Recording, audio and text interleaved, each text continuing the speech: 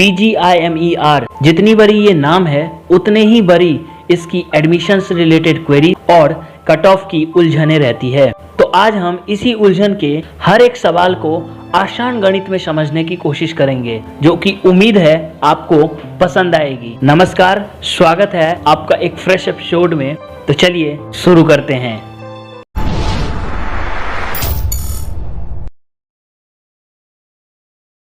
आपको सबसे पहले हम बता दें, PGIMER की हर साल एंट्रेंस एग्जामिनेशन होती है।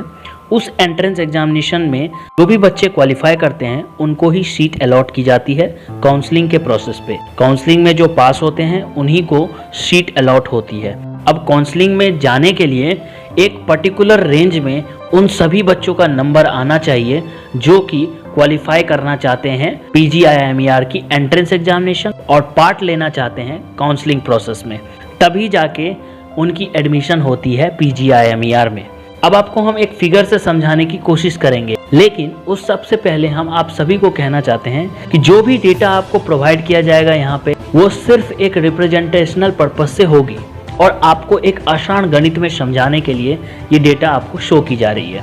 अब आपको हम बताते हैं PGIMER की कट ऑफ परसेंटाइल आप मान लीजिए कि जनरल के लिए 55 परसेंटाइल है, SC ST OBC OPH rural areas foreign nationals के लिए 50 है और बुटनेस नेशनल्स के लिए 45 रखी गई है। अब आपको इसको हम नंबर्स में बता देते हैं। फिर से कह रहे हैं हम, ये सिर्फ डेटा एक रिप्रेजेंटेशनल पर्पस से है ताकि आपको कट ऑफ की जो ज्ञान है वो पूरी तरह समझ में आ जाए, इसलिए हम ये दिखा रहे हैं। अब आपको कैटेगरीज वाइज जनरल के लिए अगर किसी बच्चे का 3776 के अंदर तक, यानी कि इतना तक जिस भी बच्चे का नंबर आता है उसकी चांसेस रहती है एडमिशन लेने के लिए PGIMER में। अगर OBC के लिए बात करूं तो 4199 की रेंज रहती है, SC के लिए 4171 का रेंज है और ST के लिए 4175 और फॉरेन नेशनल के लिए 4198।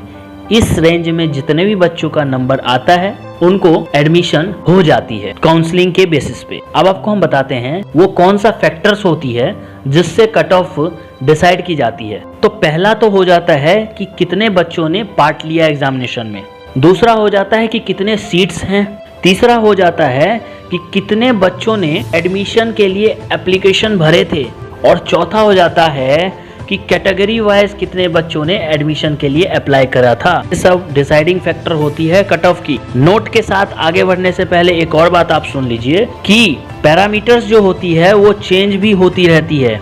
अब इसी को हम एक एग्जांपल के तौर पे समझते हैं कि मान लीजिए कि PGIMER में MD और MS की सीट्स में बढ़ोतरी की गई है, तो कट ऑफ जो होगी वो बहुत चांसेस है कि घटेगी। लेकिन अगर दूसरी तरफ हम ये देखें कि सीट्स में गिरावट आई है तो कट ऑफ ऊपर जाएगी। ये होती है डिसाइडिंग फैक्टर और ये डिसाइडिंग फैक्टर चेंज भी होती रहती है। अब आपको हम बताते हैं इंटर से मेरिट कट ऑफ्स के बारे में। मान लीजिए कभी एक या एक से ज्यादा बच्चे का सेम स्कोर आ गया, उस सिचुएशन में मेरिट रैंक कैसे डिसाइड की जाती है? तो पहला सिचुएशन तो ऐसा होता है कि एस्पिरेंट जिसके पास हायर एग्रीगेट है मार्क्स में, उसको प्राथमिकता दी जाती है और उसको हायर रैंक दी जाती है। अगर मान लीजिए कि वहां पे भी टाई सिचुएशन हो जाती है तो फिर जिस कैंडिडेट की एज ज्यादा होती है उस कैंडिडेट को प्रेफरेंस दी जाती है और उन्हें हायर रैंक दी जाती है। तो ये दो क्राइटेरिया हो गई इंटर से मेरिट में। अब आपको हम बताते हैं कैसे कैलकुलेट की जाती है कट ऑफ। अब एक आसान गणित में आपको हम समझाने की कोशिश करेंगे।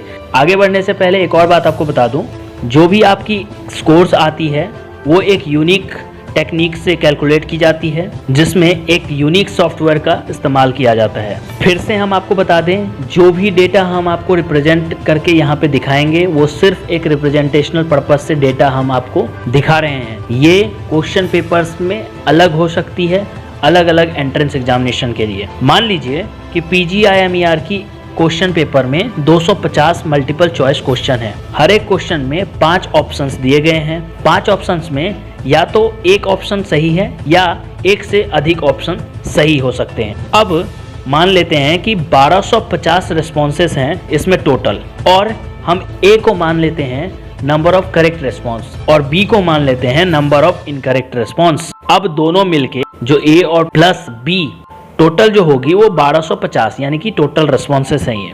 उसके बाद और एक बात बता देते हैं आपको, करेक्ट आंसर पे पॉजिटिव मार्क्स मिलती है, रॉन्ग आंसर पे नेगेटिव मार्क्स मिलती है, और अगर कोई बच्चा अटेम्प्ट ही नहीं कर रहा है क्वेश्चन उसके लिए आपको 0 मार्क्स मिलती है। अब हम कैलकुलेट करते हैं, मान लेते हैं कि x जो है नंबर ऑफ वाकई में करेक्ट आंसर है और y जो है वो रॉन्ग आंसर है जो कि मार्क की गई है कैंडिडेट के द्वारा। तब जो हम परसेंटेज स्कोर कैलकुलेट करेंगे वो कुछ इस प्रकार होगा, x upon a minus y upon b into 100। इसे थोड़ी और आसानी से हम समझते हैं, मान लेते हैं कि 600 करेक्ट रेस्पॉन्स क्वेश्चन पेपर में है, टोटल रेस्पॉन्स कितने थे 1250, यानी कि टोटल रॉन्ग रेस्पॉन्स जो होंगे वो 650 होंगे। उसमें से कैंडिडेट ने 580 रेस्पॉन्स मार्क किए हैं और उसमें से करेक्ट उसका 450 है जो कि वाकई में करेक्ट है, और रिमेनिंग यानी कि 130 जो है वो इनकरेक्ट आंसर्स हैं उसके।